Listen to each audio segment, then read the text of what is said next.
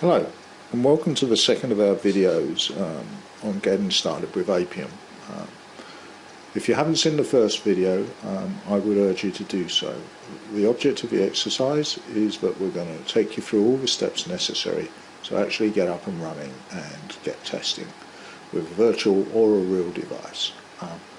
We're concerned here with installing the Android SDK, and these are the third and fourth steps where we install the software and set up the required environment variables.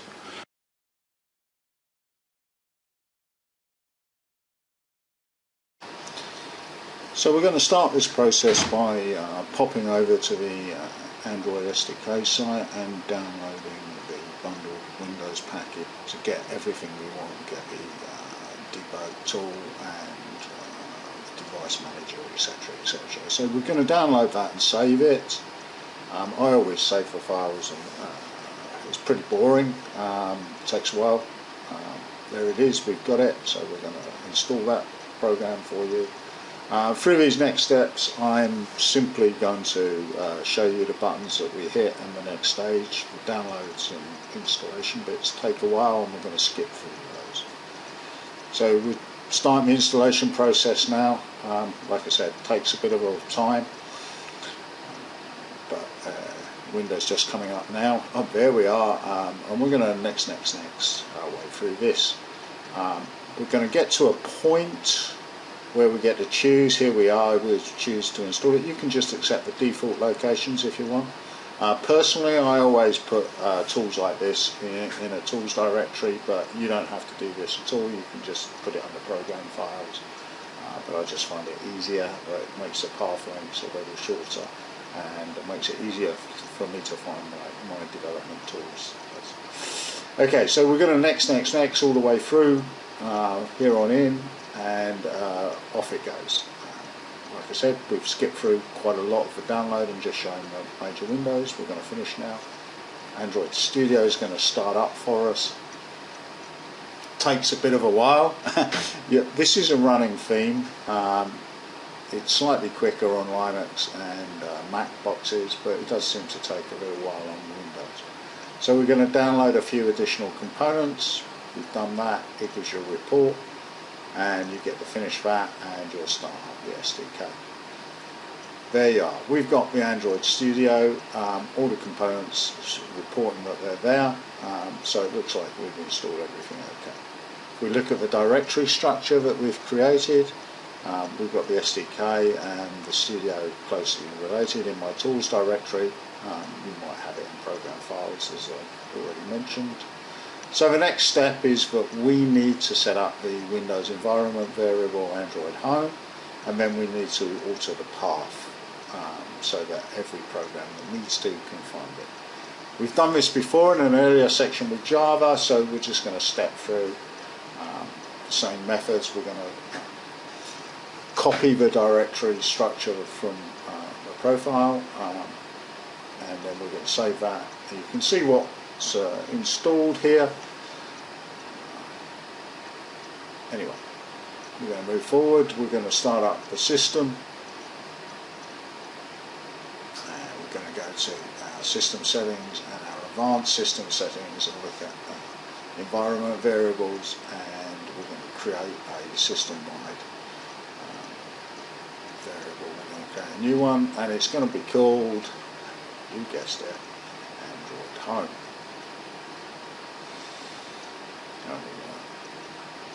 Put in there the parameter we saved from Explorer, and that's our home setup.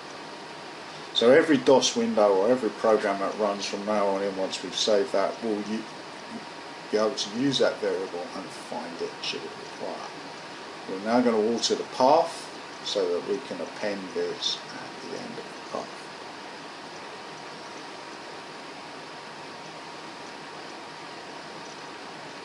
So it's semicolon and then a % Android Home, and then we're going to append tools and platform tools to the end of the Android Home.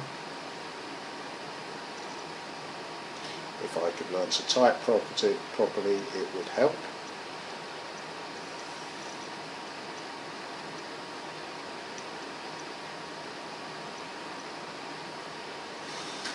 And then we're going to, last one is Android Home, environment variable, and then platform tools.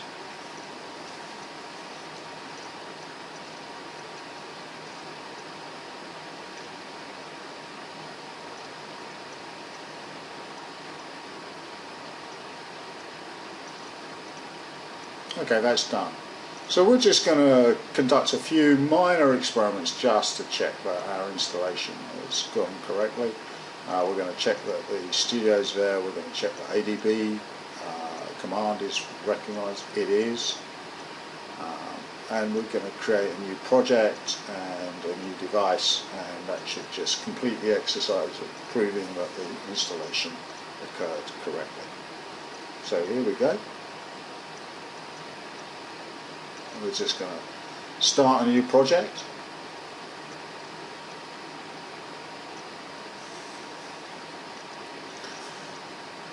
So it's called My Application. At this stage, you can call it what you like. At this stage, we don't need to change it. I'm going to look at the APIs that are available for selection, and I'm going to select. I'm probably going to select one that's pretty similar to a device I've got, just so that I can install it on my device as a test if I want to. So I'm allowing this to default all its way through just to complete the creation exercise, just to see if there's any errors come up or if it builds a project environment correctly. So it's giving me tips, that's great. It looks like the project's built okay, but I can't see anything, so I need to open up a few windows within the studio just to check. There it is, My Application is there.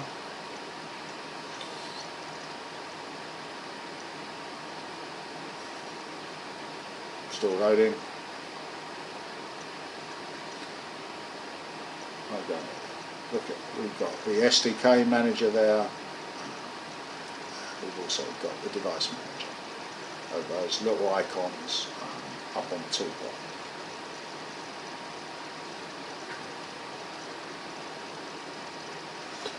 So I need a few additional APIs because it looks like I've only got one installed, so I'm going to select a couple that I use commonly and I'm going to get those installed.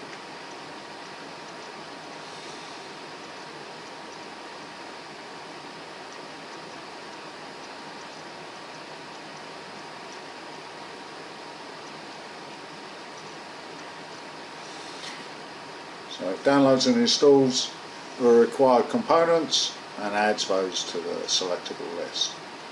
Again, these things can take a while, so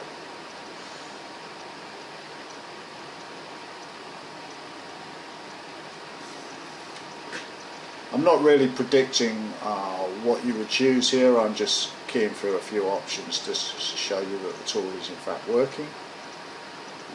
And we're going to go to the device manager now, and we're going to configure a device.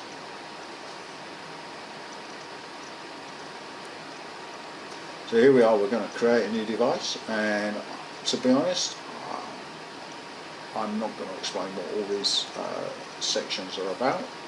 I'm just going to make a device. I'm going to pick things that I think will look good and prove that I can create a device of my choosing.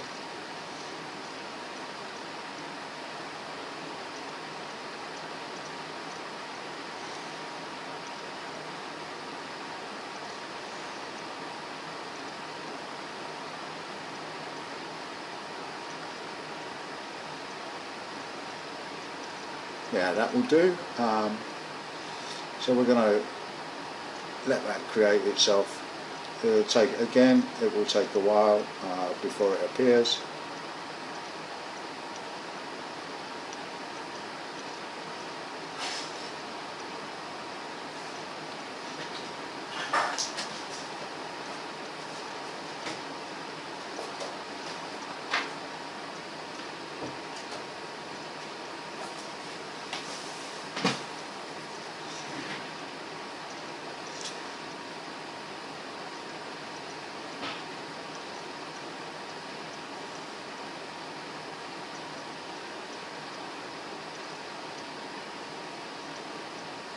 As you can see, we're still loading a few things.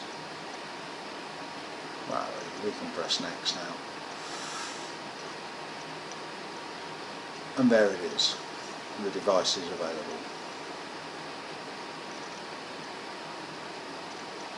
Okay, I'm not going to worry about that too much. I'm just going to start the device up once it's available.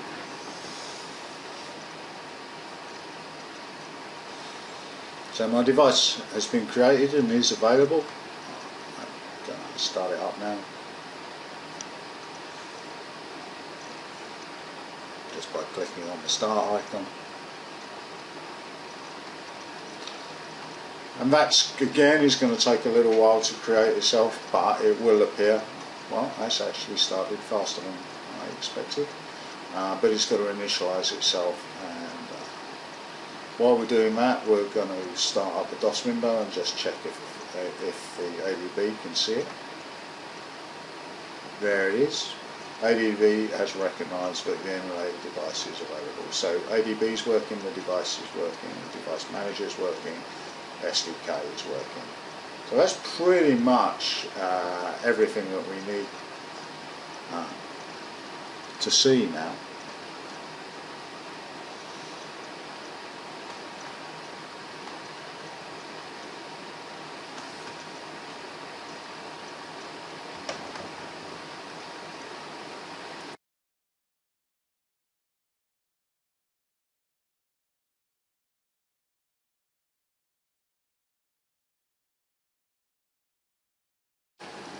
So that largely completes the activity for downloading and installing the Android SDK and device manager. And next we're going to look at installing Appium itself and getting that up and running.